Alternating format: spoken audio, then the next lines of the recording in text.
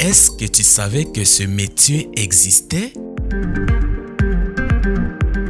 et que tu pouvais littéralement gagner ta vie avec, mais surtout qu'il existait des vrais spécialistes, des vrais experts dans ces domaines? Alors, de quel domaine s'agit-il? Place à découverte. Découverte est un espace où nous mettons en lumière des talents qui font la différence dans leur domaine spécifique. Je suis Platini Ndaka, graphiste, dessinateur, illustrateur, monteur vidéo, web designer. Grosso modo, je suis communicateur visuel, coach en design graphique. Donc ma spécialité, c'est les coachings sur les arts visuels. On n'est pas ici pour moi, mais on est pour toi. Alors dis-nous, qui es-tu et que fais-tu concrètement? Merci beaucoup coach Ndaka, je suis bienvenu Masirika, mécanicien de formation, entrepreneur immobilier et en agropastoral. Et ici, je viens parler sur l'aviculture, qui est mon domaine et ma spécialité. L'aviculture, c'est l'élevage des animaux domestiques, comme les poules, les canards, les dindons, les cailles et j'en passe. Et ici, nous sommes beaucoup plus spécialisés dans l'élevage des poules. C'est ce que nous faisons. Donc, nous élevons les poules pondeuses et les poulets de chair. En tout cas, des explications sont tellement claires, je n'ai pas envie de poser plusieurs questions là-dessus. Maintenant, bienvenue Masirika. Honnêtement parlant, nous sommes en plein 21e siècle, nous sommes dans un monde moderne, dans un monde de vitesse, un monde des réseaux sociaux, un monde d'algorithmes, un monde d'intelligence artificielle, enfin, un monde connecté. Est-ce que tu peux nous préciser exactement ton domaine ici? En quoi ça peut nous servir dans la vraie vie? C'est quoi ses avantages? Oui, l'avantage concret en tout cas du secteur avicole dans notre vie, surtout en République démocratique du Congo, qui est le 3e pays en termes de démographie. Vous devez noter que la République démocratique du Congo a 112,8 millions d'habitants. C'est pourquoi nous sommes même classés 3e au monde après le Nigeria et l'Éthiopie. Et la capitale qui est Kinshasa, qui égorge aujourd'hui plus de 12 millions d'habitants, nous avons besoin de consommer sain, nous avons besoin de manger bio. Raison pour laquelle l'aviculture ou encore l'élevage des poules pondeuses et poulets de chair sera vraiment un élément important dans chaque famille, n'est-ce pas, pour permettre à ce que les peuples congolais puissent manger sain et pour permettre à ce que nous puissions éviter tout ce qui est importation, tout ce qui est malnutrition, tout ce qui est pesticides, tout ce qui est engrais chimiques. Donc chacun de nous en tout cas doit faire un effort de survivre encore ce type de l'élevage familial pour lutter contre toutes ces insécurités alimentaires qui gangrènent notre pays. Très bien.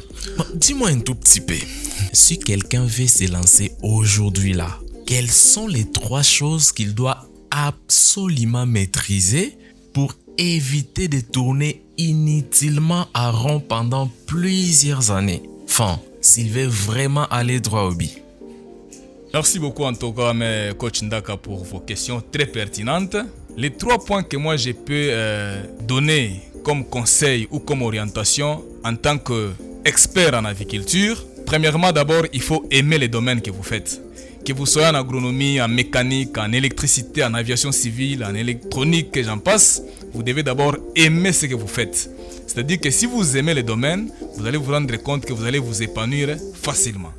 Deuxièmement, il faut le renforcement des capacités. Et là, je touche directement à la formation.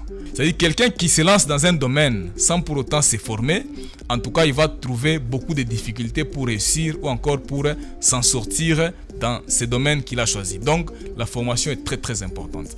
Et troisièmement, peut-être pour finir en fonction de votre question, c'est d'avoir ce goût de se lancer directement dans ce que l'on a fait. Parce que vous avez aimé le secteur, vous vous êtes formé, il faut vous lancer directement dans ce secteur-là. Parce que si vous vous lancez dans ce secteur, vous allez découvrir encore beaucoup d'obstacles que vous allez surmonter pour que pour votre prochain investissement ne puisse pas avoir de problèmes par rapport à ces grades. Maintenant, étant spécialiste de ces domaines, mais surtout ayant l'expérience de plusieurs années, dis-moi un tout petit peu, quelles sont les erreurs ou soit quelle est l'erreur que la plupart des débutants commettent? Ça, c'est très capital, coach Platini.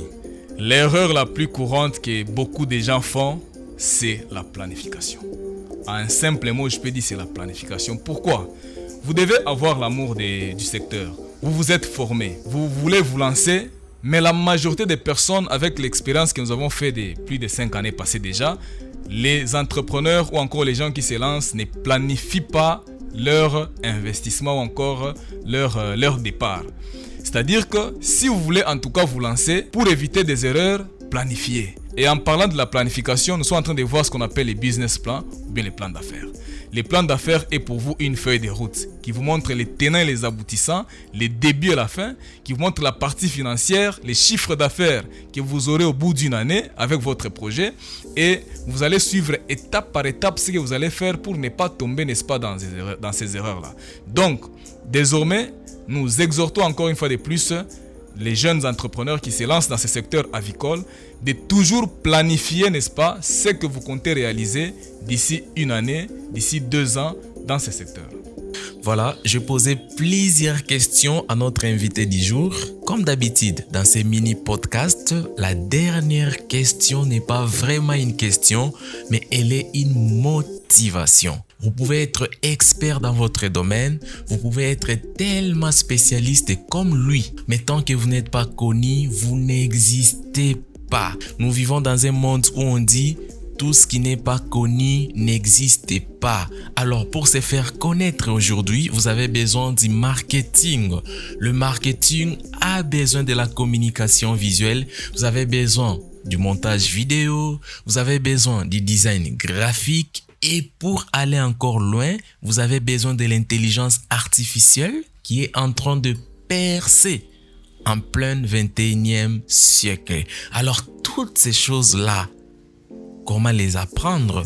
Raison pour laquelle nous avons créé Akavi, qui est Académie africaine des arts visuels. Donc c'est une école des arts visuels qui vous apprend le montage vidéo, les designs graphiques, la création des sites web, l'intelligence artificielle, la création de contenu, les business en ligne et beaucoup de choses que je ne vais pas citer ici dans cette mini podcast. Alors, tu veux participer à l'épisode suivant? N'hésitez pas à contacter les numéros qui s'affichent ici.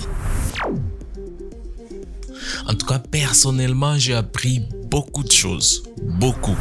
Je ne sais pas toi, qu'est-ce que tu en penses, hein? Dis-moi dans le commentaire. Vas-y, vite. Mais c'est bienvenu, Masirika. Quel est ton dernier mot à tous ceux qui sont en train de nous suivre pour le moment, mais surtout à tous ceux qui veulent se lancer sur ces domaines dont tu as l'expertise, ces domaines dont tu es l'expert ici en République démocratique du Congo? Merci beaucoup, coach Ndaka. Mon mot de la fin sera juste de motiver, d'encourager et de féliciter une fois de plus ceux qui décident de se lancer dans ce secteur avicole. Avant, nous avions des problèmes sérieux des intrants à Kinshasa. Et depuis 1960, vous le savez, Kinshasa n'a jamais eu un couvoir avicole. C'est-à-dire que l'endroit où on peut produire les poussins d'un jour pour servir le peuple congolais. Nous étions en train d'importer en Allemagne, Belgique, en Hollande, en France et j'en passe. Mais actuellement, vous devez savoir que les poussins se produisent ici à Kinshasa. Vous avez les poussins de ponte, les Isa Brown, qui se produisent ici à Kinshasa. Les poussins de chair qui sont de la race Sasso, une race très rustique, une race qui répond aux exigences du climat africain, une race qui n'est pas trop capricieuse à l'élevage, qui se produit ici à Kinshasa du côté chair. Il y a plus d'une semaine passée, vous avez entendu dans les réseaux sociaux, il y a une entreprise de la place que j'ai tel nom, qui est allée acheter des poulets périmés. Ce n'est pas normal.